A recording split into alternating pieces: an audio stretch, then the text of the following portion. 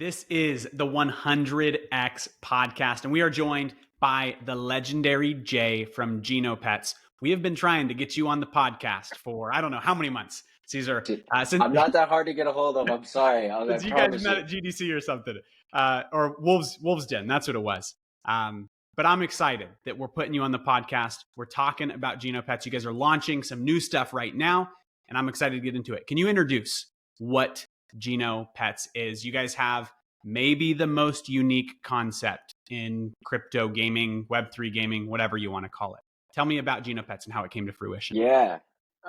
Thanks for having me. I promise I'm not that hard to get a hold of. I'm on Gamify every week. I think really it was lining this up for an exciting moment and update. GenoPets has history. We've been in Solana since 21.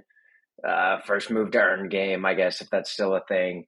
The idea that you get a GenoPet that you take care of by taking care of yourself, walking around, staying active in the real world, I think was one of the initial draws to why we started this whole phenomena. But yeah, 2-3 years later, we're still here, we're still growing, and we got some new updates in store. I think that's probably the exciting thing and why I think it's a good time for us to finally get together. Thank you again for having me. But yeah, GenoPets has been around in the Solana ecosystem, and we are long Solana. So excited to be here. Before we dig into everything this episode has to offer, we want to highlight the awesome partners who sponsor this podcast and make it possible for us to work full-time on 100X. They're legends, and we appreciate them for supporting us. Let's talk about Reactor, a proof-of-work blockchain that introduces a brand new economic model, DePIN mining software, a gaming distribution platform, the RKR token, and their game, Minions of Steel, that's proving their thesis by seamlessly integrating proof-of-work token mining with gaming. Through allowing players to mine with their own GPU while playing, not only do they essentially make gaming free, they make software free, and they present an AI-proof income for everyone. If you want to take a glimpse into the future and get there early, explore Reactor's ecosystem at the link below. If you've ever found yourself saying, man, I wish I could just pick up a book that quickly explained what the heck DeFi is, where it came from, and how I can actually win in this Wild West, then I might have just found the answer to your dreams. The DeFi Revolution by Nicolin Decker just dropped on Amazon, physical and digital. It's the most up-to-date book in the world that tells the entire story of decentralized finance and where it might go next. If you want to know how to tell the difference between degen scams and real opportunities, or you want the perfect gift for your friend who's new to crypto, you can get it on Amazon today. Long Solana. You're not the only Solana project. I mean, we've had, I think, like multiple top 10 tokens on Solana on the podcast before when we were more focused on DeFi. And we've talked about like movement before, but never a movement game. And I think that's a fun idea. I saw the other day that my GenoPet is named Lil Maddie, and it said Lil Maddie is not feeling loved right now. So I knew that I have been sitting around my computer too much. Tell me about like why you guys decided, because you were the first to focus on this. Why did you decide to create a game based on movement and activity and that whole idea? I mean, it feels a little bit like Pokemon Go. I bought into that craze when that went wild. Everyone's bought into Pokemon Go for their whole life. Where do we even start? Maybe it's because we knew DePIN on Solana would be so bullish and we should just have a real world game. I don't know. But no, so 2021, the idea for GenoPets actually started in 2017 with my co-founder's first project. It was a health data marketplace. We were making NFTs out of people's health data, and you're getting rewards as your data was used in medical research. One of the things that was realized during that project is that the rewards from these sort of data plays are generally not massive. It's not gonna just like play to earn games, right? You're not going to make a living wage off a play to earn game for any extended period of time. So to get players or people to engage in the ecosystem, you need a product that people enjoy. It can't just be a clicker farming or data farming thing for any amount of stickiness, retention, player enjoyment, which ultimately translates to the lifeblood of your ecosystem, whether that is a data play or a game. So for us, taking the core concept of what you do in the real world should be of value, and creating a game to incentivize, positive action, i.e., taking care of yourself in the real world equates to taking care of your GenoPet, I think was a large part of the motivation. Find some way to make it fun to do something good for yourself, and use Web3 to find some way to capture reward for all that effort you're putting in, and the value that you're creating for the ecosystem. So I think for us, that's where it really started. It was, yes, Pokemon Go, I think, is what people initially grokked it as. But really, it's GenoPets core, and if you download GenoPets app today, it's on the stores. It's a little more Tamagotchi than it is Pokemon. You summon a GenoPet created in your likeness. You answer a personality quiz actually that dictates your GenoPet's attributes. It's free to play. You can also buy Genesis GenoPets and other things on market and that sort of thing. But that GenoPet created in your likeness is now your other in the Genoverse. And as you walk around every day and you get steps and you stay active, at the end of the day, every day, you can claim those steps, get energy for your daily movement, and use that to level up, evolve, customize, do all the things with your GenoPet. Within the app, there's, mini games like feeding it, playing fetch. You mentioned like your GenoPet wasn't loved. It's probably because you're not petting him. You got to pet him or her, I guess. I don't know if GenoPets have genders. You got to pet. You got to. you gotta pet your GenoPet so it stays loved. And actually, the more you nurture and take care of your GenoPet, the more energy you get from your steps every day. So it's very pretty straightforward loop where I play GenoPets every day by walking, something I do anyways. And at the end of the day, you just have to remember to check on it, claim those steps, get that energy, and you're off to the races. Are you guys using, just a quick side question, Caesar? You mentioned when you guys started the whole idea of GenoPets, your co-founder was in the health data side. I remember, and I don't even know how long that was, 5 years ago, 4 years ago, whatever, when that felt like its own little craze inside of crypto. So when 2017 crypto data Yep. plays and AI plays and ZKML and all the things we're talking about now is a 2017 crypto narrative. That's why we've just been in the space for so long that it's all coming back. Where we're going to go here is we're making the GenoPets mobile app. It's been around forever. We're releasing a Pokemon Go version of GenoPets, which we did talk about at GDC a bit. That is walk around on a map, geospatial mapping data being collected, pairing that with the pairing that with the qualitative data like the personality and all the other things, which is actually what the Telegram mini app is. The Telegram mini app is a qualitative data farming game. You're doing tasks and filling out surveys, and we're matching your personality with your physical location, with your physical health activity data, and now we have this clean picture of who you are, what you like, where you are, and we launch an AI DePIN protocol at Breakpoint later this year to wrap the whole thing together and be really bullish, Solana. So yeah, that's the T, that's the alpha. But there's many steps to get there. Many steps to get there. Take us on that journey, Caesar. Yeah, and I guess to start that journey, I think, and you talked on this a little bit of in the beginning, is why did you guys choose to gamify? You talked a little bit about the sort of seeing how the previous protocol wasn't really getting the attention. Have you seen people actually retain that attention over a long period of time when you have this GenoPet to take care of?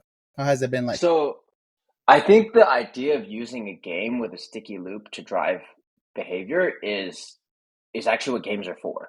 If you enjoy the game and the loop is sticky, this is actually proof of our own data. GenoPets has held a 45% D30 retention rate, meaning almost half of everybody that comes in the game plays for at least a month.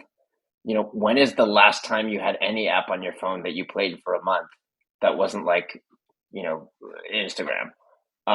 So the stickiness of the game loop, I think, is something that we've seen really work. And then leveraging that stickiness, if you're a data play, means people are refreshing and updating their data more often. If you're a game, it means people aren't churning and they're monetizing more and they're playing the game longer. So the idea to create a game loop out of, physical activity or real world action is really to create that loop such that it is something you want to keep doing, not just you're doing it because you're farming it. Yeah, I mean, it makes me wonder, like, if this is where we're going to see, it almost makes sense that this is where we're seeing the meta of gaming and crypto intersect. I think about AI Arena, and it's the same thing, right? Like, those guys have told me before, like, we're AI researchers way before we are game developers. We just realized gaming is the perfect place to farm AI research data. And so, in a similar sense, hey, if we're looking to collect movement data or health data or just data about human beings, maybe the best way to do that is to put it in a format that people would want to give it to you instead of having to beg them for that information. Exactly. And there's a concept of zero party data, like data that players are willing to give you or users are willing to give you. Um, if you are much more willing to give me that data, if it is part of a gamified experience, than me just checking a box and saying, sure, go monetize my stuff. We do see a huge, and I need to talk to the AI Arena guys more too, because we're very aligned in this, and that the idea that you can gamify data collection, I think will ultimately increase the quality and the relevance and the classification of that data. Today, we have tons of data. Data is not actually the problem for AI. The problem for AI is quality, accurate, classified data. A data scientist spends most of their time cleaning data, not finding data. So we Is believe it game the same loops thing can incentivize that. with this movement data and human data? Like, is it the same thing that, I mean, I've seen, you mentioned 2017. I have seen a dozen projects that were like health data marketplaces come and go over the years in crypto. Is it the same issue that there's a lot of people trying to collect data, but very few of them are succeeding at collecting quality data? I think that is one piece. The quality of the data is one piece. The availability of the data is one piece. So people don't want to share data. Another 2017 meta is we would have better self-driving cars today if every self-driving car company shared their car mapping and driving data. But like, that's their competitive advantage. They have no reason to share it with each other. There's no secure protocols to share that data without just handing over databases. Web 2 data marketplaces have always focused on BD efforts to give you data in chunks, and you get gigabyte access to this data. I think what we're seeing in modern crypto narratives is much more privacy preserving, ZKML, obviously, ways to process and access data and reward players for their data, without having to just hand over the database. So I think, yeah, that is also a direction we're going. I think just to sort of zoom that out for a second, as we started talking about GenoPets, is like, that's where the game started as this activity game. Billions of steps tracked later and 500,000 players with a really sticky retention rate means that we're actually starting to aggregate a really nice data set of healthy, active, or not healthy, but health and activity data. Maybe hopefully everyone playing GenoPets is healthy, but I don't know if we can go that far. I'm super Health healthy. and I had activity Chinese food data. for dinner last night and for lunch today. So Oh, couldn't be see, healthier. I mean, yeah, I ate a salad, so I don't know where you're at on that one. Do you guys, you No, just mentioned 500K players. yeah, Do you guys have 500,000 tracked players? yeah. So we have 500,000. We have 500,000 players in the game. We do about a 45% D30 retention rate, as I was saying, so people stick around. And actually, that's not even on-chain users. That's just people playing a mobile app that they download.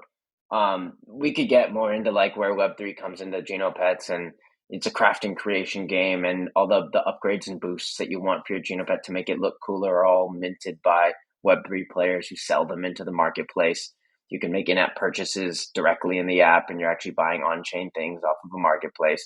There's a whole Web3 loop there that I think everybody has been talking about doing, but we've just been doing it for 2 years. That, quite frankly, I think it is like, that is the way for games to go. But I honestly also at the same time think gamers and Web3 can only be a portion of your wider ecosystem, and you will need to just make a product that people want to use. If you expect to get larger than the Web3 ecosystem. So yeah, the vast majority of our player base actually doesn't do anything on chain every day. They just walk and check out their pet, and with that, they're farming data and they're helping increase the value of the overall ecosystem. We have not yet announced, although stay tuned for Breakpoint, where the larger direction of our data play for this overall ecosystem is going. But, AI DePIN aligned with being a real world game, I think presents a lot of opportunity for us to leverage games to, as we were starting to say, improve the quality of data collection, the availability of data collection with all the new AI protocols coming out, and then ultimately the fungibility of that data. How can we not be a B2B marketplace, Web 2, and create a protocol that that seamlessly distributes the value of that data? So similar to like a DEX compared to a CLOB, a central limit order book, can you not make data marketplaces be a matching buyer and seller thing, and instead make it about, I need access to this data to run this model. This protocol can offer that data, and I can run that proof without having to access the data, and I just need to pay in token to get it. So I think there's a lot of opportunity there. That's where we're headed. But there's some steps to get there too. We got GenoPets Core today. We've been around for a minute, but there's 2 really big updates coming. We talked about this around GDC timeframe, but we're launching a Pokemon Go version of the game called Age of Discovery. It's a mapping world exploration AI game where, as you're walking around with your GenoPet, you're taking panoramic photos of the world. We convert them, with AI to tell you the lore and story of the Genoverse, all while mapping, locations, and you're claiming sectors on the map that you defend with your GenoPet through like AI autonomous agent battles. There's a lot of that sort of fun, I think, that's going to come into the game loop side to deepen what people are doing already with their pet, but also unlock new forms of data collection. We start to become a geospatial mapping game. We start to become a ground level imagery game, such that, akin to sort of our real world slant here, you marry health analytic data with location data, with qualitative data that we started capturing from the personality quizzes that people sign up for the game with. And we start to get a really holistic picture of who our users are in the real world and in our game. I have a question here, but I do want to ask something because you talked about sort of expanding your user base outside of Web3, especially with something like this. Because I can imagine, and this is the question I want to ask here, is how has the data from Web2 3 users using GenoPets compared to people who are not in Web3? Because, I mean, I have to be honest, I feel like being full-time in Web3 has definitely made me lazier in terms of the activity that I go. So I'm like Matthew, I feel like every time my GenoPet app hits me up, it's like, hey, you got to do a little bit more steps, bro, because you're kind of slacking over there. It reminds me like, dang, maybe I'm not the best person to be giving data to this kind of app. I don't really move around a lot. I honestly think Web3 people are people too. That's actually the truth in it. Sure, like we're all glued to crypto Twitter and like, sitting on our desks, but like Web3 or not, you probably would have been sitting at your desk. It's not like getting into Web3 stopped you from being an active, healthy, like go to the gym every day person. I think people like to poke fun at Web3 and say that that's, and maybe that is the average of our industry.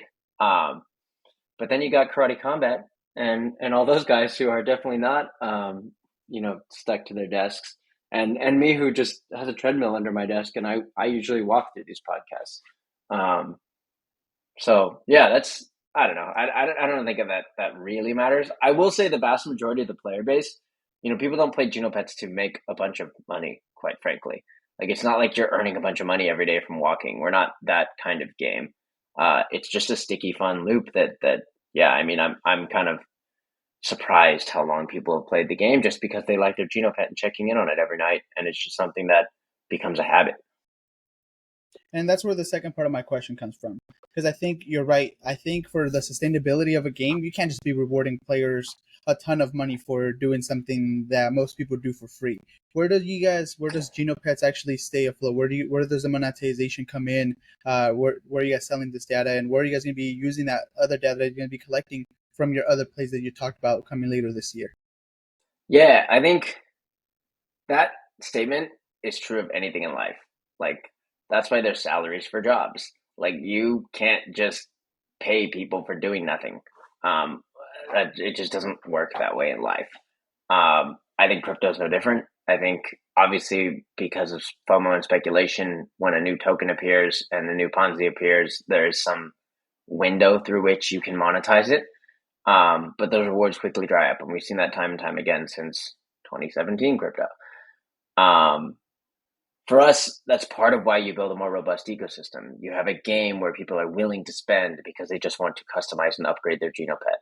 You have an ecosystem that's generating data that can be monetized in a marketplace, just like Web2 data marketplaces of today, but hopefully in a more seamless, liquid, value creating way. And actually, what's interesting is the data play actually becomes a new revenue stream for the game publishers, such that you've got a game that's making some in-app purchase and you're monetizing your player base. But if you can get your player base to generate valuable data, the incentive we're talking about here is a reward that should be distributed to the player base. And now your player base is a new incentive token that they can receive just for the data that they're farming, not just because they're farming your game. That's where I think is a broader ecosystem play when this does go live. I think there's a lot of opportunity for cross collaboration between games to be able to create this sort of incentive layer between players, publishers, and the data that they generate. Are you guys going to go that route specifically of like, hey, you generate data, you guys monetize the data, the player base receives reward? I mean, it makes me think of you guys are on Solana. Absolutely. Think of HiveMapper. We've had HiveMapper on the podcast. Absolutely. Very similar. And I think that's just crypto. Like that's the only way crypto ecosystems work. If you weren't going to share in the reward, why be Web3? And you may as well just be a Web2 data marketplace that farms and sells data. The idea that the players are bought into the ecosystem, I think, is what drives the value and the incentive to do it in Web3. The final piece of that I think we kind of touched on, but to really make it, to drive it home is, there's the DePIN data, like the health and analytic and the location-based data. But then you've also got, a lot of qualitative personality and even like, clinical research style data that I think pairing the two actually starts to create a more robust ecosystem. So we're not necessarily going only in on the types of data even we can farm through our games. It's creating an ecosystem of users that are capturing all sorts of data and using the protocol to align all of that, I think, is what's most interesting for the story. But yeah, that kind of takes us to the new. We just announced the Telegram mini app. Telegram mini apps have obviously been the rage. We have been building Battle for the GenoPets mobile app for the last couple months, in the lead up to just around GDC actually. And then the Telegram mini app craze started, and we repurposed a lot of the Battle engine work that we were doing for the core mobile game into its own standalone mini app. So GenoPets Pixelton Arena was launched at Asia Blockchain Week a few weeks back. And Pixelton Arena is a retro turn-based Pokemon Red Blue style battle game with your GenoPet. The idea there is, one, leveraging the Telegram form factor. My friends are all here on Telegram anyway. I can message you and start a battle. It's a really quick, simple, like instantly nostalgic way to just kind of play with your friends. But on the flip side, it's also a gateway into the overall ecosystem. Distribution in Telegram is massive. The player base reach to, hardcore Web3 audience is just right there in Telegram. So for us, I think expanding to Telegram as a surface for our ecosystem represented, an opportunity to grow into obviously an area that's trending, but also access to a user base that isn't our current native user base. We've been on Solana since day one, as I said, and we have no plans to leave Solana. But I think building in Telegram created an opportunity for us to expand the ecosystem. That's been really exciting with Pixelton. Pixelton Arena, turn-based retro PvP battle games with your friends on Telegram. I have a question here, because you've talked about the idea of building these other avenues for data collection, from the mapping to the social and like the personality type of data, is all in the hopes to get a better picture of who your user are and who the data of every single individual that you're actually interacting with. with each individual game or addition that you add to this ecosystem, are you hoping that the people that started with the original GenoPets game will transition and try all these games out to get a better picture of those specific users? Or are you going to be targeting different kinds of user sets? Like you said, people who are already on Telegram but may have never tried the original GenoPets game? Or how are you going to try to ensure that the best picture that you can of each individual person, if not every person will Yeah. be playing each part? So ultimately, the games are intertwined in that your Genopet that you're battling with in Telegram can also be your Genopet that you're walking with in the mobile game, and vice versa. So I think the IP bridging is a big piece of that for sure. Although if you zoom out to the overall sort of data ecosystem that we're talking about, I don't think it has to be just our games. Working with and partnering with other projects, bringing their audiences and their forms of data into the ecosystem is certainly on the table, and part of why I think we love building on Solana and composability and all of that. So certainly I think that's something that we strive for, is making our user base play all of our things. But actually this protocol bringing all of the games together and helping be a user distribution platform too, I think is certainly not unheard of. So yeah, I mean, a bunch of new people start playing on Telegram, some percentage of them go back to the mobile game, and vice versa. I think is a very straightforward path that the IP will lend itself to, since it's the same game IP in both.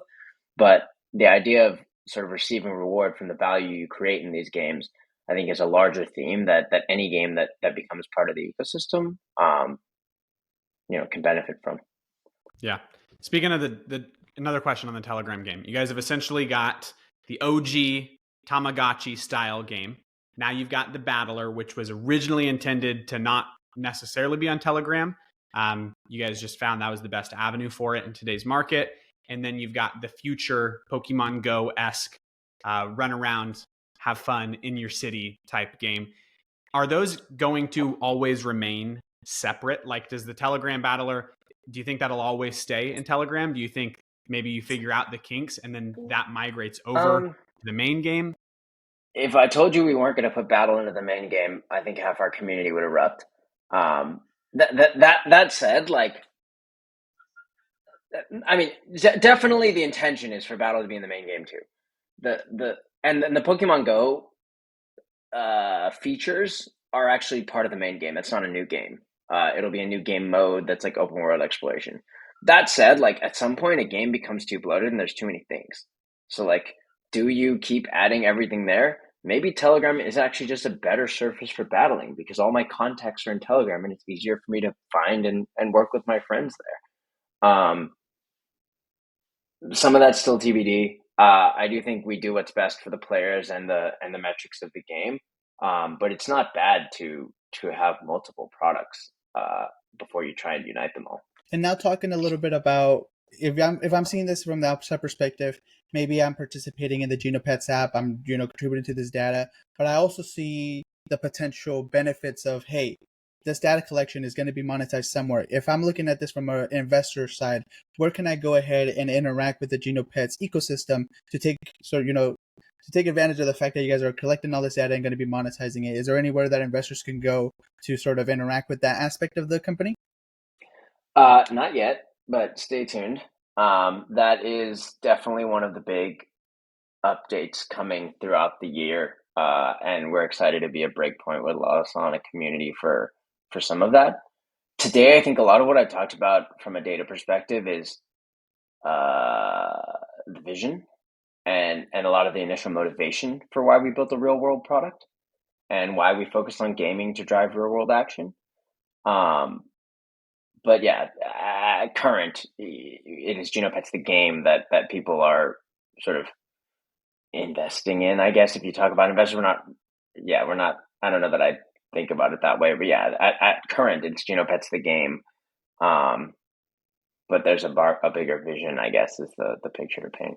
You've mentioned Breakpoint a couple times now, and I'm curious, this is a little bit detached from the conversation we've been on, but as someone who has been in both crypto and gaming for a significantly longer period than most people in this space can say, I feel like crypto gaming is slept on by the gaming community. Like you go to Solana Breakpoint, how many people there are having conversation? Like I'm thinking like speakers on the stage. How many are actually talking about gaming? I look at Permissionless, which is probably my favorite crypto conference. I think they have one speaker slotted that's even in the gaming sector, and they're like a culture and NFTs and media. And you would think that like it would be present there. Dubai is the same thing. Singapore is the same thing. Gaming is pretty much ignored, but you guys are proving that, hey, we can apply what we're all addicted to in crypto directly to gaming as a super successful vehicle for it. Do you think that like, I just think because you're going to Breakpoint, that these guys are going to come around to seeing gaming as a vehicle for the crypto, these projects to exist? Like you made the DePIN joke earlier. It's the same boat, right? Like you're doing what the DePIN guys are dreaming about doing, but you're actually doing it. And I think they're not catching on to that. And I wonder why that is. I think the word, for a long time, actually, we didn't even call ourselves a game. Like maybe we're a game because we have characters and like, edgy graphics. You could very much strip all of that from GenoPets and it would just be a Fitbit. I think the gamification of the mechanics that our game represents is what makes it a game. But I think a lot of people sleeping on gaming, or just like the idea that crypto hasn't really come around to gaming, and or maybe even like the gamers haven't come around to crypto, it is largely dependent on. I think it's largely dependent on the products, though. Like, do I really need crypto in this AAA game that I just want to shoot people? Like, is there really going to be a marketplace that everybody wants to trade these skins in that's better than my current experience in Fortnite? Like, possibly. I just don't think the market has seen that. That's why I kind of think gamification as a thing is absolutely proven, and there's a lot of places where gamification is in our daily life, whether you think of it an actual game or not. So that's really kind of what we're setting out to do, is gamifying things that you should be doing or are already doing. And that, to me, sure, put us on the gaming panel because that's what people think of. But the larger ecosystem, especially when you start to look at gaming as a vehicle for data collection, especially real world or DePIN data collection, I think it starts to become a hybrid of what a lot of people are really interested in and looking for use cases in, that could be a breakout success. And so for anyone thinking that GenoPets is just the game that you download on your phone to walk a couple steps, they're definitely sleeping on a lot of things that are coming later this year. And I'm excited to hear that, because from the way that you've been mentioning a lot throughout this episode, is there's still a lot more coming and a lot of things that you're personally excited for that maybe you can't share with us today. And for anyone that is listening and wants to keep up to date and be able to share as soon as you announce those things that you're holding back on, where should they go to keep up to date with everything GenoPets and everything that's coming in the rest of the year? Yeah, our Twitter, GenoPets, obviously, discord.gg/GenoPets. The Telegram groups have a lot of the alpha for Telegram. And then, of course, we'll see you at Breakpoint. Well said. Awesome. You can find those links here. Jay, thank you for joining us, man. I'm glad we finally got you on the pod. Thank you for having me. Yeah, we're excited about what you guys are doing. It's going to be fun. If you're at Breakpoint, go find these guys. Download the game. Dude, if you haven't downloaded it already, you need to get past a level 1 little pet. You're walking anyway. You probably should get your GenoPet. Yeah, exactly. Why aren't you? Download it. All right. We will see you guys next time on 100X.